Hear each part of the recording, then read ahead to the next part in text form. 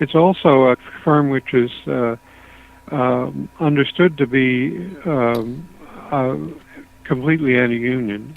It's part of the right to work type movement, and so it's just not a sort of the deck is stacked, I guess is the right way to put it. It's not a fight that you can reasonably consider winning in the short term. I'm glad however, you mentioned. Oh, sorry, I didn't no, mean to stop go you there. ahead. There's a however, but that's fine. I was going gonna. to go on I'm from glad there. that you mentioned that. I mean, like these are the things that people in London need to consider. Is that Electromotive asked its workers to increase production, and they did. 20%. They increased their production. They went from making $2.7 billion in 2010 to making $5 billion in 2011. They received $4.5 million in job creation incentives from the government. And then they unplugged and took everything away to Indiana, where there's right to work legislation, another aspect of union busting. They get to bring down their work down there, and essentially it's a punch in the face to the unionized workers down there too, who will now know better than to, or that's what they hope, to even consider, looking to go into a real collective bargaining situation. How you're in London right now, and you live in London. Do you think that this will affect the community in London enough that I'm pretty sure that the surrounding area of London, there's 3 conservative members of parliament there, and they didn't come out at all and say anything about this. Do you think that that those 3 guys, the 3 MPs, conservative MPs in the London area, are going to feel any effects from this? Well, to tell you the truth, I really don't know. I'm in a conservative riding, London North Centre, and we've got a brand new member in from the last election. We had an absolutely marvelous Liberal member the time before, and he was unceremoniously dumped for this new Conservative. So I think it swings according to the winds of the national situation, among other things. But London has always been a fairly conservative place. Having one NDP member in London Fanshawe has been a wonderful situation. But we now have in London Fanshawe we have a provincial and federal members, so that's wonderful. That's the industrial part of London. So to that extent, that there is a change. In other words, the laborers and union members seem to be understanding a little bit.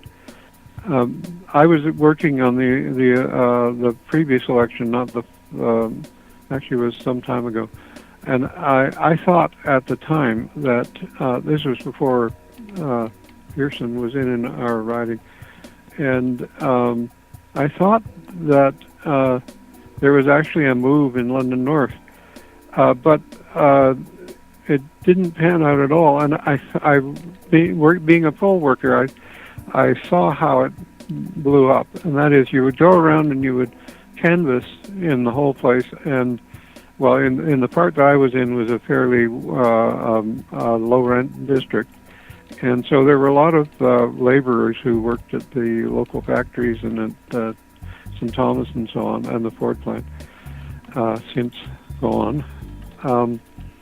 And they would talk the talk. They would say, "Oh yeah, we're going to vote NDP." They said you could put up signs and you could do all kinds of stuff. But on the voting day, they just didn't turn up.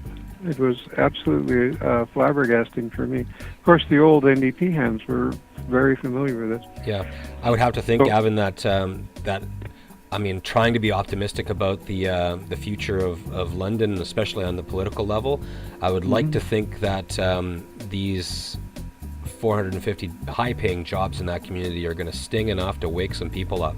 I don't care if I'm a conservative in that riding. I know that the business I run is going to be bitten by the fact that now that's primary industry we're talking about in London. They create wealth by manufacturing something, and those people go out and support the secondary and tertiary service industries that gather around the creation of that wealth. We'll call it trickle-down lockouts. All of that is quite true, but it was also true before the last election. And remember that the Ford plant closed, and a number of I think there was an engine plant and various other parts manufacturers closed. It was a tremendous body blow even before the last election. So I wish I could be as optimistic as you are that this is going to hit home.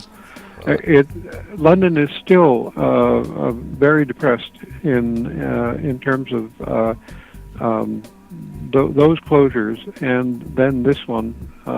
I would like to point out one other thing, which is the weirdness of this government and how it chooses what it's going to do. Yeah.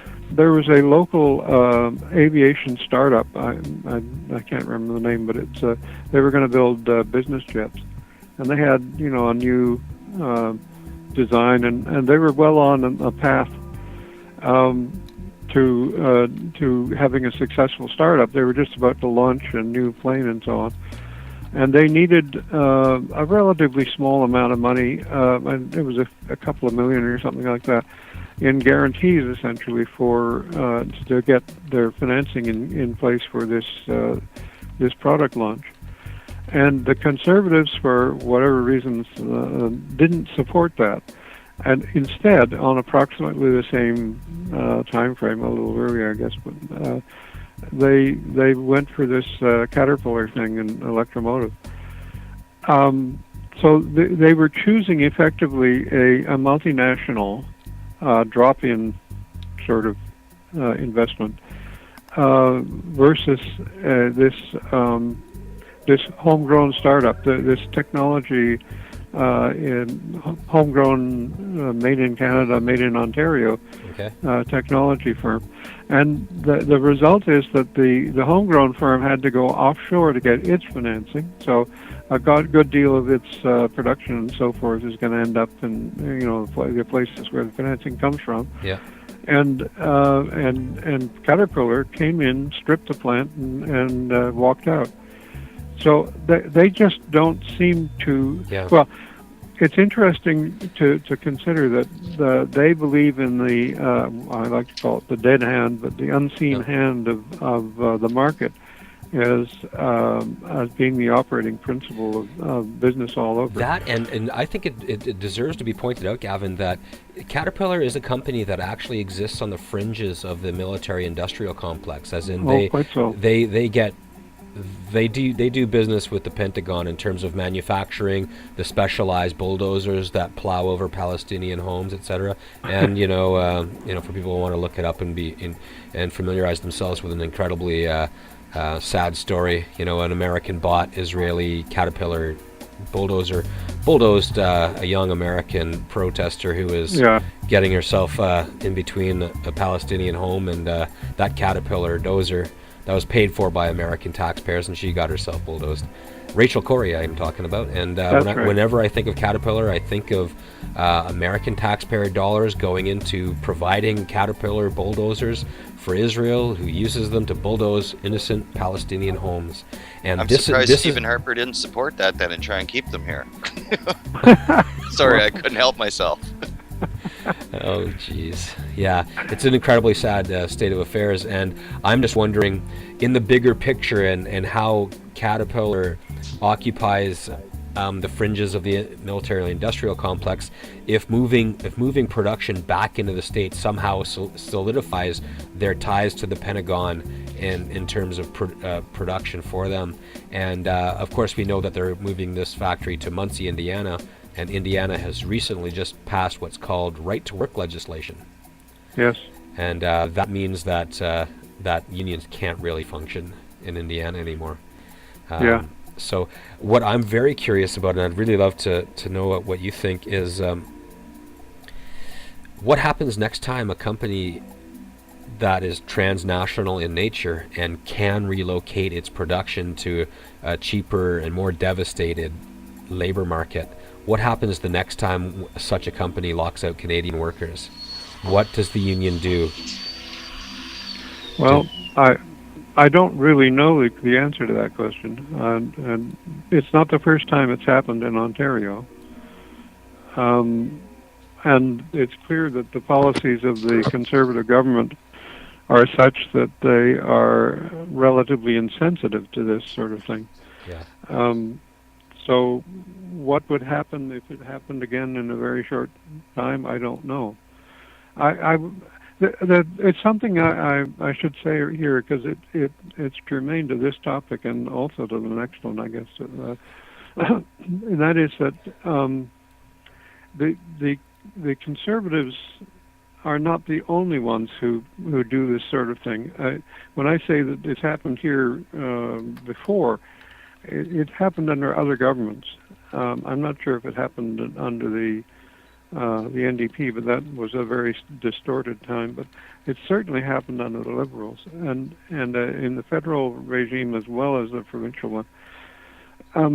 They seem to be ideologues. As people know, the Liberals campaign on the left and rule on the right, Yeah. and they essentially adhere to the same sort of industrial policies as every other right-leaning government seems to do, and with the same kind of results. The companies bargain hard against including any clawback arrangements if they should renege on their agreements. Yeah. And you remember that just recently in Newfoundland, when that paper company, I can't remember the name of it, basically shut down the mill that was. Do you remember where that mill was? But in any case, No, I don't. I'm not sure what you're talking about. They shut it down, and the government tried to retaliate in the form of revoking the leases and so on. Right. I remember it's Daniel Williams, and he's a Conservative too. But Yeah. that goes to and he protected Newfoundland jobs and resources by refusing to allow the resources to be exported from Newfoundland without the value-added processes occurring there, and he did that with a smelter too. But the problem is that he got sued for it, and that's under NAFTA.